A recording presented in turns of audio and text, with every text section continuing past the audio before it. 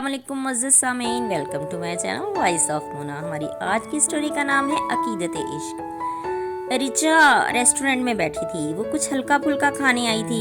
वो टेबल पर बैठी ही थी कि उसके बराबर एक ज़बरदस्त शूटिंग में मलबूस इंसान आके बैठ गया। रिचा ने अपने लिए सैंडविच मंगवाए। वो शख्स ब्राउनीज मंगवा कर खाने लगा। उसने जैसे ही ब्राउनीज ख़त्म की तो अपने हाथ रिचा की ड्रेस के साथ साफ करने लगा। रिचा ने उसे थप्पड़ जड़ दिया।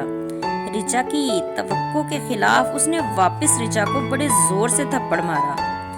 रिचा उसी वक्त बेहोश हो गई। वो बीमार थी। जब आंख खुली तो वो हॉस्पिटल में पड़ी थी और वो उसके पास खड़ा था। रिचा ने नागवारी के साथ उसकी तरफ देखा। उसने सॉरी कहा और बताया कि वो उस रेस्टोरेंट का मालिक है और उसके और भी रेस्टोरेंट्स हैं। उसका नाम डेविड था। उसने बताया कि तुम्हें कैंसर है और तुम आखिरी स्टेज पर हो। हाँ, मुझे पता है। फिर वो लगातार आने लगा। वो घंटों रिचा के साथ बातें करता। डेविड ने महसूस किया कि वो रिचा के बगैर उदास होने लगा है।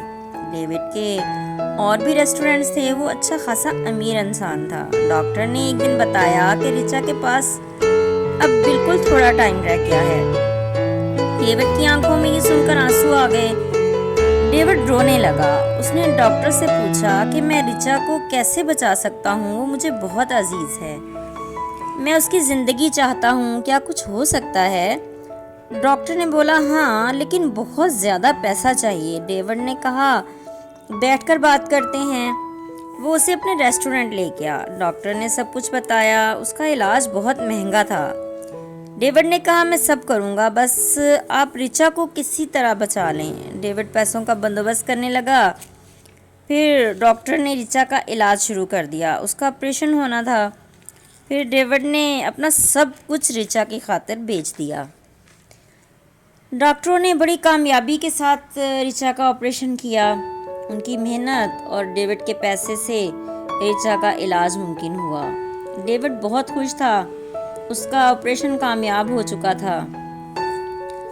रिचा अब सही हो रही थी। रिचा के पास बैठा था एक दिन तो उसने बोला मुझे तुम्हारे उसी रेस्टोरेंट में खाना खाना है जिसमें हम पहली बार मिले थे।